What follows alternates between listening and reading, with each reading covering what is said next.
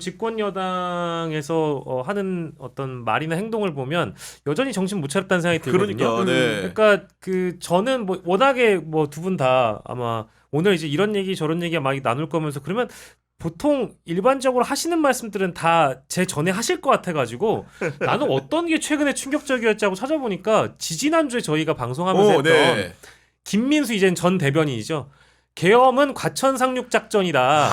라고 이제 맞다, 고성국 맞다. TV에 나가서 했던 예. 발언 때문에 1월 6일엔가 권영세 비대위에서 새로운 대변으로 임명이 되고 나서 한나절도 안 돼가지고 그만둔 게 바로 있었잖아요. 어제였죠. 네. 근데 문제는 저는 김민수 대변인뿐만은 아닌 것 같아요. 그때 했던 얘기, 진짜 윤석열 멋있다, 제대로 한 방을 보여줬다, 과천 상륙 작전이다. 나 육군 장교 출신인데 이거 사실 이 정도로 진압하는 거 쉽지 않은 문제다. 막 이제 이런 얘기인데 중요한 건 그때 한 8명, 9명 정도의 대변인이 같이 임명이 되거든요. 네. 근데 그때 같이 있었던 김동원 대변인이라고 이분은 아직 지금 현 대변인이에요. 그렇군요. 근데 이분도요.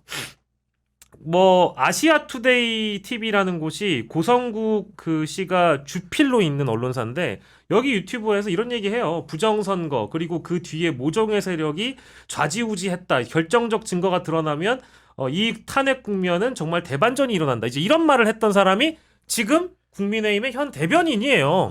그러니까 김민수 대변인은 그나마 죄송한데 눈치가 빠른 건지 양심이란 표현을 할 수 없습니다. 왜냐하면 네네. 앞으로 제대로 싸우겠다라는 사과도 아닌 남겼기 얘기를 했기 때문에. 네. 근데 뭐 김동원 대변인 이런 사람은 아직 대변인이잖아요. 근데 국민의힘이 스스로 어떤 자신들이 어떤 내란 범을 밀어서 대통령으로 만든 정당이라는 거를 인정할 수 있겠습니까? 저는 중간 정리가 안 될 것 같다는 생각이 좀 들어가지고요. 과연 이게 될까? 네. 저는 개인적으로 김민전 의원 같은 경우에 가는 곳마다 중국인들이 탄핵 소추에 찬성하고 있다 이런 얘기 했잖아요. 아니 중국인들 들으면 어떤 생각하겠습니까 이게? 근데 이게 거기뿐만이 아니라 지금 내오는 얘기가 공수처가 대통령을 체포를 할 때도 공수처 안에 중국이 또 침투했다고 그러고 서부지원이 영장 발부했을 때도 거기도 법원에도 또 중국이 있다고 그러고 네. 집회 막는 경찰들한테 너가 공안이지 이러면서 또 가지고 네, 막 말 시켜서 말 안 하면 진짜요? 네. 중국 공안이라고. 야, 그래서. 미치겠다. 경찰한테. 진짜요? 네. 관절을 지키고 있는 경찰한테 아니 그 집회 참가자들하고 경찰하고 무슨 대화를 하겠어요. 함부로 또 말 잘못 놀렸다가 자극이 될 수 있으니까 입 다물고 가만히 계시는데 한국말 못하네. 공안이네. 공안이다.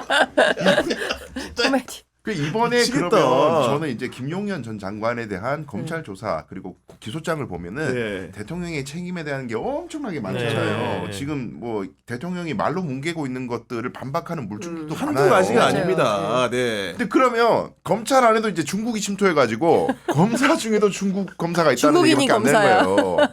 이게 진짜 어디까지 갈지 모르겠어요. 그러니까 제가 이틀 진짜, 전에 예. 사석에서도 이제 이제 연초다 보니까 오랜만에 한 몇 개월 만에 만났을 거예요. 그러니까 이제 12월 3일에 계엄이 있었으니까 그 전에 보고 한 번도 못 봤던 분을 이제 사석에서 만났어요.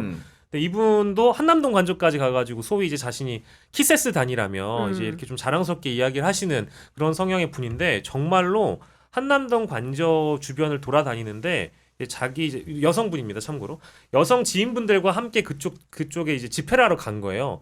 근데 그 극우 집회 쪽에 사람들과 이제 뒤엉켜가지고 네. 어떤 길을 지나가는데 정말 그냥 다짜고짜 붙잡아가지고 너 중국인이지? 라고 계속 물어봤다는 거예요.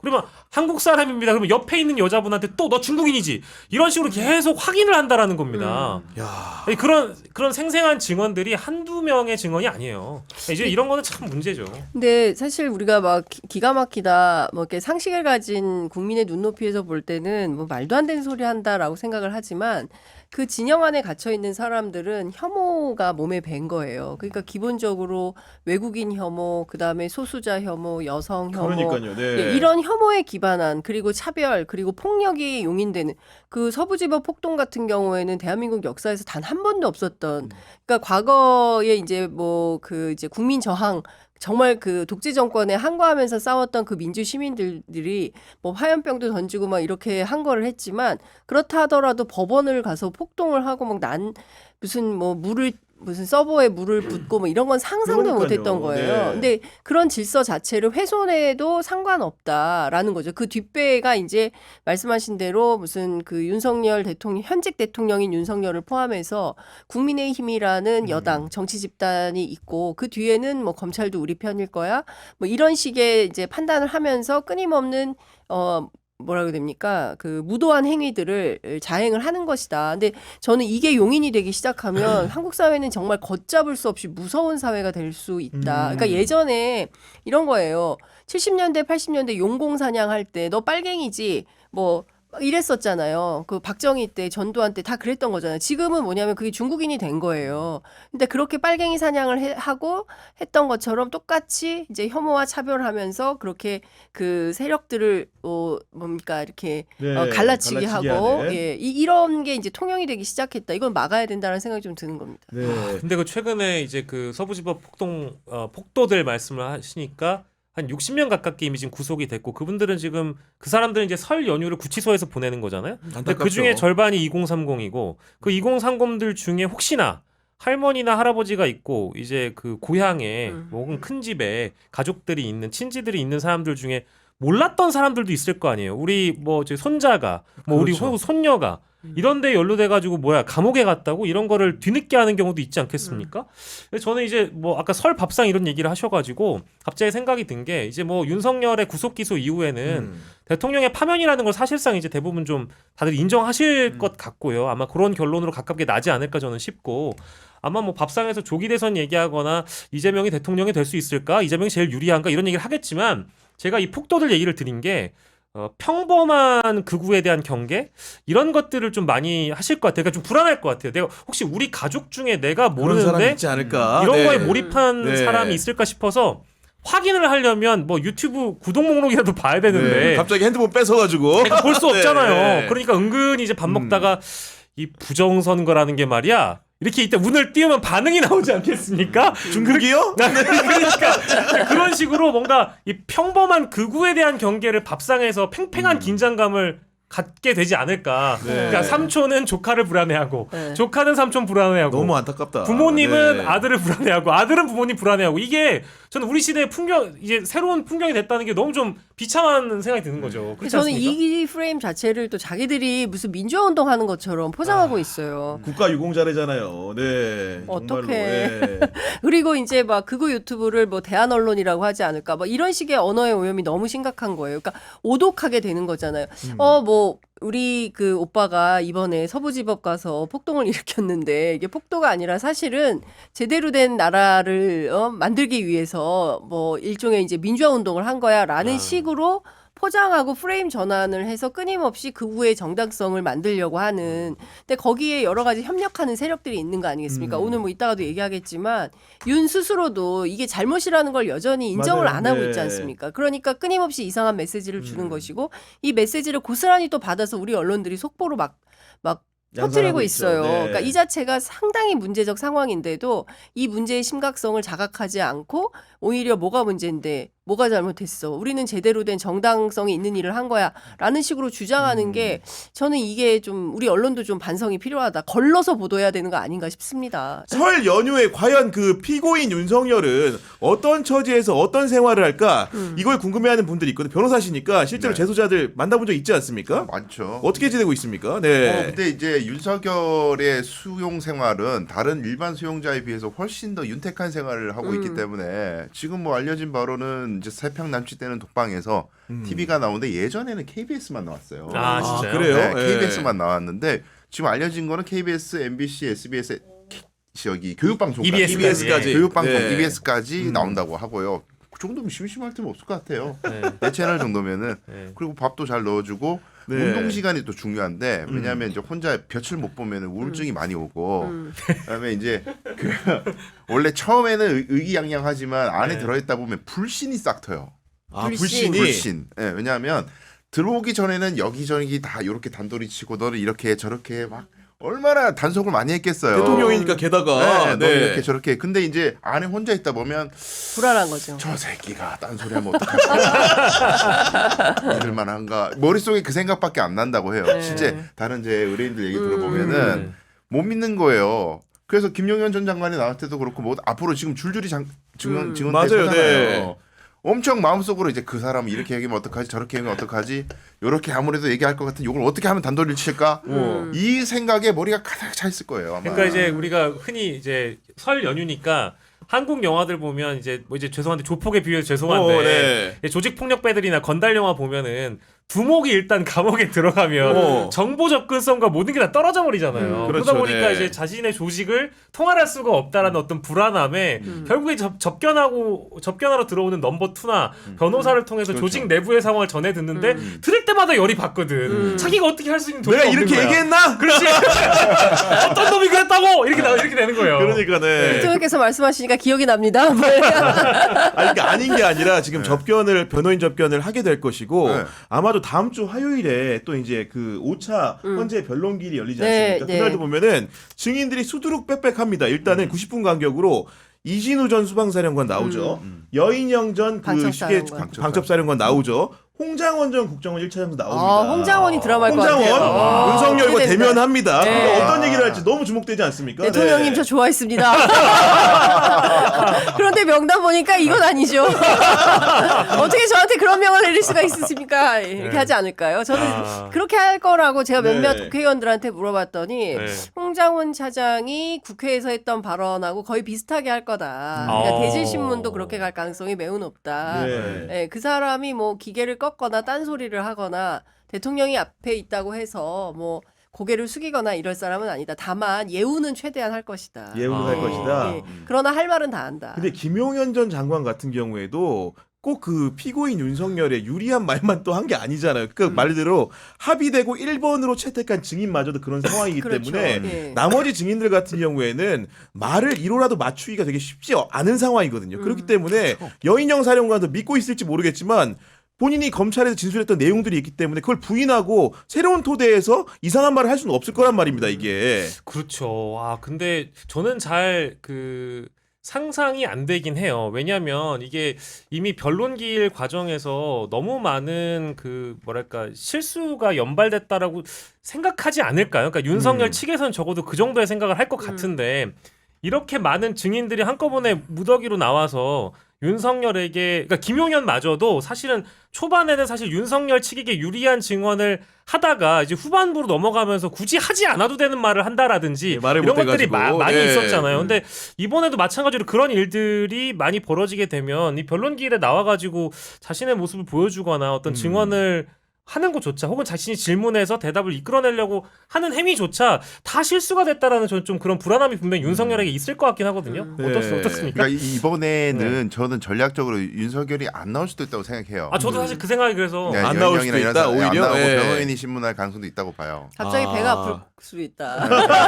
아니, 뭐 눈이 아프다고 또 할 수도 눈이 아플 있고. 수도 아니 네. 그리고 이제 국회 측 대리인단이 그 군 사령관들 같은 경우에는 뭔가 좀 이렇게 가리고 해달라든가 분리를 해달라 이런 요구도 한 게 또 사실이거든요. 그러니까 안 나오더라도 뭔가 합리화할 수 있는 도구가 있긴 합니다. 네. 그렇지만 제가 봤을 때는 네. 제 개인적인 추측으로는 본인이 너무 이제 뭔가 물어서 자기 페이스대로 가져가고 싶은 욕망이 있는 사람이기 때문에 증언대를 회피할까 이 생각은 좀 잘 안 들거든요. 근데 이제 네. 가림막 같은 경우에는 저번에도 원래 이제 그 탄핵소추단 쪽에서 요청을 했는데 재판부가 안 들어준 거잖아요. 근데 뭐 그 같은 조건을 굳이 요구한다고 해서 굳이 또 다르게. 이번에 들어줄 것인가 일단 그런 생각은 좀 들고 저는 사실 변호사님 말씀처럼 이게 자꾸 뭔가 스텝이 꼬인다라는 생각은 들거든요. 그러니까 이게 이제 제가 죄송한데 이 나이브한 생각을 좀 버려야 되는데 자꾸 순진하게 합리적으로 생각하려고 그래요. 이성적으로 윤석열을 바라보면 안 되는데 지금 구기현 기자가 얘기한 거는 윤석열 뇌피셜 네, 이제 뇌피셜이죠. 그렇게 돌려보면은 네. 그냥 본인 성정대로 한다. 근데 저는 그때그때 다른 분이고 필요할 때마다 표변하는 사람이기 때문에 홍장원 때만 안 나올 수도 있어요. 선택적으로. 네, 홍장원 때만 피하고 싶다. 왜냐하면 홍장원이 이길 가능성이 없으니까. 그렇죠. 예, 네. 그럴 수 있는데, 그러니까 큰 틀에서 보면 뭐 사령관들도 저는 각자 도생이고 이미 죄수의 딜레마에 빠졌다고 생각합니다. 윤석열이 나를 구해줄 수가 없어요. 물론 무슨 뭐 역사 강사 뭐 여러 사람들이 뭐 노벨상 등등 운운하면서 마치 이 프레임이 전환돼서 윤석열이 부활할 수 있을 것 같은 망상 속에 사로잡힌 사로잡혀 있지만 정상적인 대한민국의 법치주의 헌법 질서는 윤석열을 용인할 수가 없습니다. 아니 내란 수계를 어떻게 풀어줍니까? 내란 수계를 어떻게 석방을 해요? 그러니까 불구속 수사해줘. 근데 이것은 평범한 수준의 그러니까 최소한 살인 이런 것이 아니잖아요. 내란을 일으킨 그렇죠. 거잖아요. 네. 오죽하면 불소추 특권이 없는 범죄예요. 그런데 그걸 일으키고 야 그래도 인권 수사를 받을 수 있도록 불구속 수사해야 되는 거 아니야? 이거 다 과거에 독재 정권과 싸웠던 민주화 운동가들이 이룩해 놓은 성과를 자기들이 지금 먹겠다고 하는 거예요. 그렇네. 내란을 네. 일으켜 놓고 독재를 할 발상을 해서 내란을 일으켜 놓고 과거에 민주화 운동 운동가들이 했던 그 성과 과실을 자기가 따먹겠다라고 주장을 하는 게 얼마나 기가 막히고 이율배반적인 행태입니까? 이 얌통머리 없는 행태에 대해서 저는 법원도 용인해 줄 거라고 생각을 안 해요. 근데 네. 다만 저는 이 뭐 수방사령관 등등 여러 사령관들도 자기가 살아야 되기 때문에 본인의 재판 전략과 연동해서 갈 수밖에 없는 거 아니겠습니까? 그러니까 김용현 같은 경우에는 윤이 살아 돌아와야 나도 살 수 있을 거야라는 어떤 기대나 이런 것 속에서 네. 뭐 윤에게 유리한 헌법재판에서는 그렇게 하지만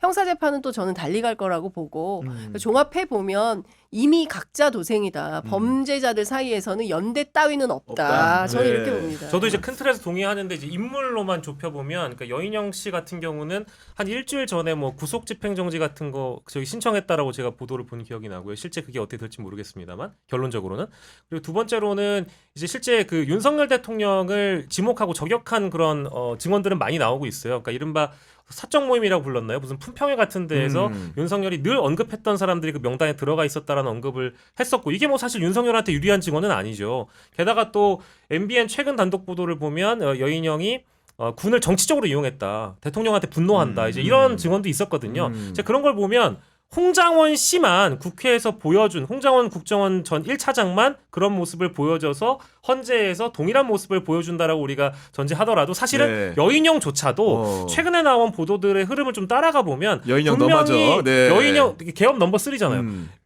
여인영마저도 이번에 헌재에 가면 윤석열에게 유리한 증언을 할 가능성 좀 적지 않습니까? 없어요. 네. 그리고 제가 법적인 관점에서 이제 아직까지도 시청자분들 중에 이거 혹시 탄핵 잘못되는 거 아니야? 왜냐면 이진숙 방통위원장 탄핵에서도 뭐 4대 4가 4대4로 나오고 풀려나니까 기각이 되니까 네. 우리 편인 줄 알았던 사람이 뭐 보수가 있었네. 이 모든 논쟁을 제가 좀 정리를 간단하게 해주고 드리고 싶은 게 전혀 걱정 안 하셔도 되는 게 지금 윤석열의 가장 큰 패착이 저희 헌법재판관들이 보고 있는 탄핵 사유 헌법 위반 중에 제일 중대한 게 계엄 사유가 없다는 거예요. 헌법이 정하고 있는 계엄 사유가 없는데도 계엄령을 발령했다. 그건 우리 대법원에 이미 판례가 있단 말이에요. 전두환이 예전에 1980년도에 비상계엄을 전국으로 확대시키는 걸 도모할 때 계엄 사유가 없는데도 불구하고 계엄권을 남용하는 것 자체가 내란 행위라고 대법원이 판단을 했어요. 공쟁이가 아니다. 네. 네. 왜냐하면 내란 행위라는 것이 꼭 무슨 누가 윤석열 자꾸 피 흘린 사람도 없는데 무슨 내란 유혈사태 행위인데 아닌데 정신 나갔어 하여간. 근데 그게 내란의 개념이 아니라 계엄령을 발령하면 국민들의 기본권이 완전히 박탈되거든요. 그렇습니다. 그 상황 자체가 반헌법적이라는 판단을 이미 내렸기 때문에 그럼 계엄 사유가 있니 없니가 제일 중요한데 윤석열은 너무 단순하게 내가 포고령 1호 그 국회를 무슨 정치활동 그만다 그거는 김용현이 어디서 잘못 뺏겨왔는데 이게 개몽용 계엄이다 보니까 내가 막 대충 법검토도 안 하고 그냥 넘어갔어요. 어차피 뭐 실행도 못할 거 무슨 의미입니까? 이런 식으로 막 뭉개. 그리고 뭐 어차피 군에서 뭐 출동을 해도 우리가 설렁설렁한 거 못 봤냐. 국회의원들을 꺼내려는 게 아니라 뭐 요원을 끄집어낸 거다. 네. 뭐 이런 식으로만 막으면 된다고 생각하지만 자기 자백이 민주당이 얼마나 양아친지를 보여주려고 내가 계몽하려고 했다는 거 아니에요. 그건 우리 헌법의 계엄 사유가 안 아니에요. 된다. 네. 자백한 네. 거예요. 그 자체로 사실 뒤에 여기 군인들 나와서 증언 안 해도 네. 그 자체로 이미 끝난 거예요. 지금 이제 구속 기소가 됐기 때문에 최소한 아마도 6개월 최장 6개월 동안 그 구치소에 있는 상태에서 재판을 받게 되는데 아까 교화방송 TV에 4개 채널이 나온다고 하셨잖아요. 많은 시청자들이 MBC만 보게 하라고. 그거야말로 엄청난 고욕이 되지 않을까라는 생각이 드는데. MBC만 봐야 교화가 된다. 근데 이준숙이 시켜서 MBC 빨리 끄라 그래. 근데 이런 상황에서 그 검찰이 구속 기소를 하니까 어제 언론을 통해서 입장이 전해졌는데 참 이 입장 재밌습니다. 처음부터 나라를 바로잡기 위해 각오하고 시작한 일이라면서 국민을 믿고 당당히 대처하자 했다는데 자 각오하고 시작했으면 왜 이렇게 안 갈라 그랬습니까? 그러니까. 도대체. 아니, 그러니까 이거는 본인이 헌재에 나와서 변론 기일 때 뭐 반민주적인 지시를 하면 어차피 그 다 양식이 있는 군인들이 따르지 않을 거를 알고 있었다라는 식의 그런 자신의 논리무선을 모습을 그대로 보여주는 그런 그러니까요. 발언이라고 저는 네. 보는데 아니, 각오를 했다니요. 우리가 보통 어떤 일을 두고 각오를 할 거면 이 정도의 안 좋은 일이 벌어질 수도 있을 것이야. 깔끔하게 갔어야지 그러면은. 그러니까. 네. 그렇죠. 그렇죠. 생떼를 부리면서 안 갈라 그렇게 난리를 치더니. 예. 저희가 이제 그 윤석열의 발언에 대해서 이제 시콜콜 다룰 때마다 그 깊은 자괴감이 드는데요. 이게 발언을 분석할 때마다 어제 다르고 오늘 다를 때가 많기 근데 때문에 진짜 심각한 게 말이 계속 바뀌어요. 맞아요. 야당에게 경고하려고 했다라고 했다가 이번에는 국민들에게 호소하려고 한 거다.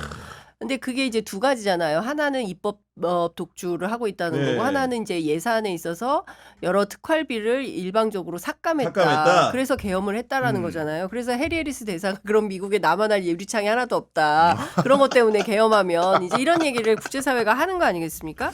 그리고 또 어떤 얘기를 하냐면 부정선거 팩트를 확인하려고 내가 계엄을 한 팩트 거다. 체크하려고 했다. 아니 네. 부정선거 팩트 체크를 하는데 계엄을 왜 해요? 그걸 저는 이게 이 사람이 그러니까 궁지에 몰리니까 아무 말이나 막 던지고 있는 건데 말씀하신 대로 저는 이것은 자백의 다름 아니다라는 생각이 좀 들고 어찌됐든 방어권을 하도 주장을 하니까 하고 싶은 얘기 다 한번 해보세요. 라는 이제 헌법재판소에서 그래 한번 다 들어주마라고 해서 다 들어주는 거고 결론은 저는 이거는 파면 아니, 이외에 다른 결론은 정말 낼 수가 없다. 부창부수라고 해야